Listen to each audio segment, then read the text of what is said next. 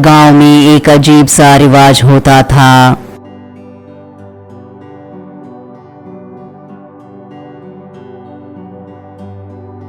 उस रिवाज के अनुसार उस गांव में अगर कोई नई शादी करता है तो दूल्हा और दुल्हन दोनों अगले ही दिन गांव के बाहर रहने वाली भूतों के मंदिर जाकर उस दुल्हन के गले से पीले धागे को हल्दी कुमकुम के साथ उस मंदिर के सामने वाले स्तंभ को बांधना होता है। और इतना ही नहीं, उस दिन से वो दुल्हन एक विधवा की तरह बिना चूड़ियां कंगन पहने, बिना बिंदी के एक सफेद साड़ी पहनकर जीना होता है। इस रिवाज का पालन किए बगैर अगर उसने श्रृंगार की वस्तुओं को छुआ तो वो औरत वहीं के वहीं राख बन जाती थी। इस रिवाज के साथ साथ उस गांव में एक और रिवाज भी था, और वो रिवाज था जिसमें गर्भवती स्त्रियों को उस मंदिर के आसपास हर हाल में नहीं आनी चाहिए। अगर गलती से भी वो गर्भवती स्त्री उस मंदिर में प्रवेश करती है तो वो गर्भवती महिला अपने बच्चे के साथ साथ उसी पल मर जाएगी।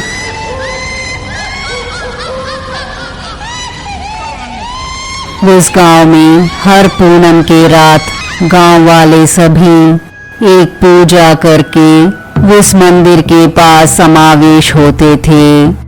वो लोग गर्मा गर्म कोयलों पर भी चलते थे और उसके साथ साथ 40 साल के ऊपर किसी महिला या फिर आदमी को मंदिर के सामने वाले स्तंभ से बांधकर उसे वहीं पर छोड़कर रात को सभी अपने अपने घर चले जाते थे और फिर वो लोग अपने घर से कभी बाहर नहीं आते थे, क्योंकि उस पूरे गांव में किसी स्त्री की छींकें गूंजती रहती हैं। और इतना ही नहीं, जिस इंसान को मंदिर के सामने वाले स्तंभ से बांध के छोड़ देते थे, अगले दिन वहां पर उसका कंकाल ही बचता था। आखिर यहाँ पर क्या हो रहा है, इसे पता करने की हिम्मत भी उन गांव वालों में नहीं थी।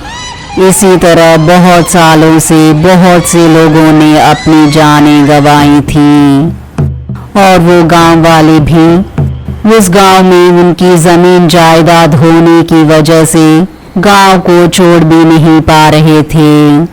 और इतना ही नहीं, हर पौर्णमी के दिन अपने किसी न किसी परिवार वालों को इस तरह बलि चढ़ने पर उन्हें बहुत दुख होता था।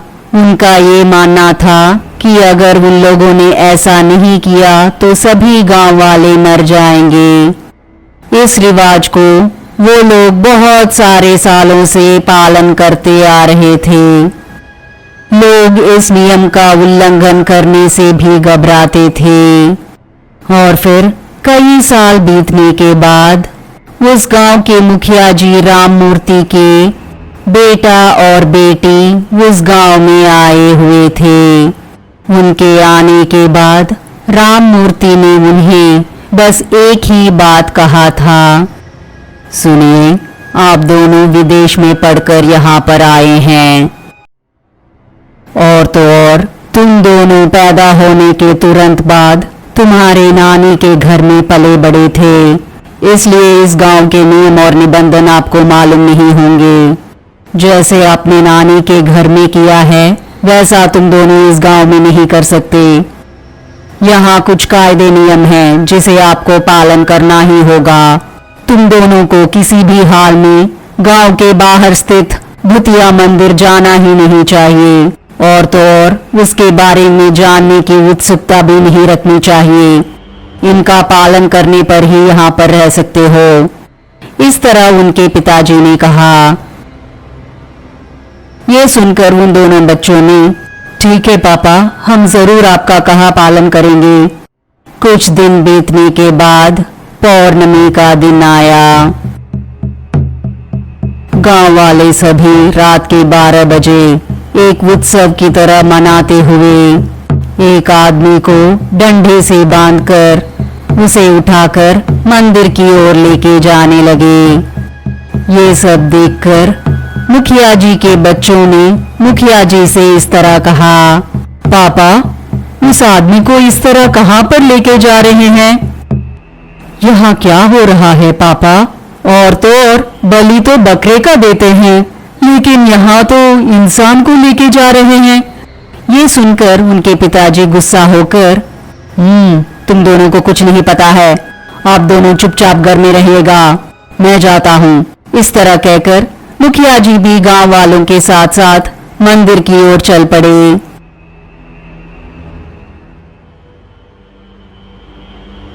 इस रहस्य को जानने की उत्सुकता से उन दोनों ने भेष बदलकर अपने पिताजी का चोरी छुपे पीछा किया। कुछ देर बाद वे सभी गांव के बाहर वाले भूतिया मंदिर के पास आ पहुंचे। लोग डफली बजाते हुए गर्मा गर्म कोयलों पर चलकर उत्सव मना रहे थे और कुछ देर बाद उस इंसान को मंदिर के सामने वाले स्तंभ से बांधकर बाकी सब गांव वाले अपने अपने घर चले गए।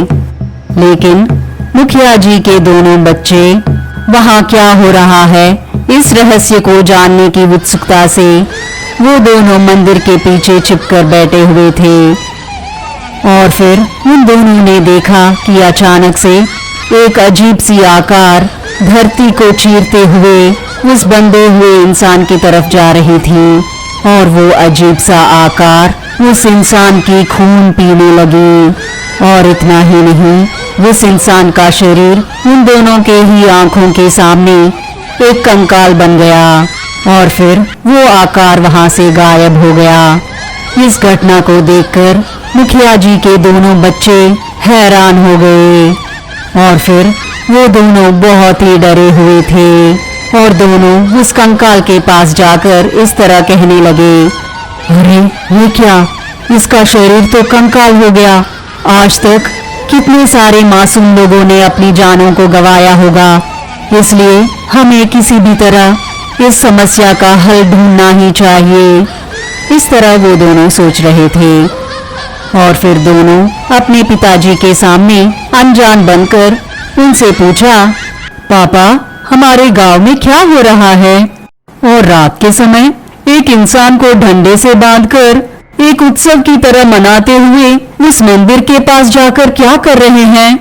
और फिर ये सब हमारे गांव में कितने सालों से होता आ रहा है। बेचारे बहुत से लोग मर गए होंगे ना। उन लोगों को देखकर मुझे बहुत दया आ रही है। पापा, आज से आप इस गांव में मत रहिएगा। ऐसी खतरनाक जगह पर आपका रहना हमें अच्छा नहीं लगता और तो और हमें यहाँ की कोई जमीन जायदाद नहीं चाहिए। आप हमारे साथ आ जाइए पापा, आप ऐसे खतरनाक गांव में मत रहिए और आपके साथ साथ हम इन गांव वालों को भी लेके जाते हैं।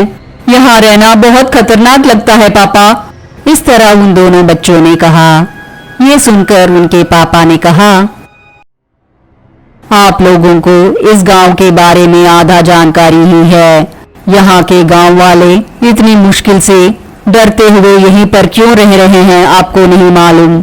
वो लोग उनके दादा और परदादा के मेहनत से कमाई हुई जमीन जायदाद और घर सब कुछ यहीं पर है और उसके साथ साथ उन लोगों की बहुत ही मूल्यवान और अत्यंत पुरातन संपत्ति भी यहीं पर है। एक समय पर ये गांव बहुत प्रसिद्ध हुआ करता था। हमारे गांव के बाहर स्थित वो मंदिर भी बहुत प्रसिद्ध हुआ करता था। उसकी विशिष्टता शब्दों में बयान नहीं कर सकते। मैंने इतने सालों से इसके बारे में तुम दोनों को इसलिए नहीं बताया क्योंकि तुम लोगों की उम्र बहुत छोटी थी, लेकिन अब तुम दोनों इस तरह मुझे पूछ रहे हैं तो हमारे गांव की विशिष्टता और गांव के बाहर स्थित उस मंदिर के बारे में भी और उसके साथ साथ हर पौर्णमी के रात होने वाली उस नरबलि के बारे में भी तुम लोगों को बताना होगा। लेकिन इसके बारे में तुम लोगों को किसी और को नहीं बताना चाहिए क्योंकि इस रहस्य के बारे में जानने वाले इस गांव में मेरे अलावा सिर्फ 3 और लोग ही हैं, लेकिन उन तीनों में से एक उस नरबलि में मारा गया। और अब सिर्फ मैं और एक और व्यक्ति ही बचे हुए हैं।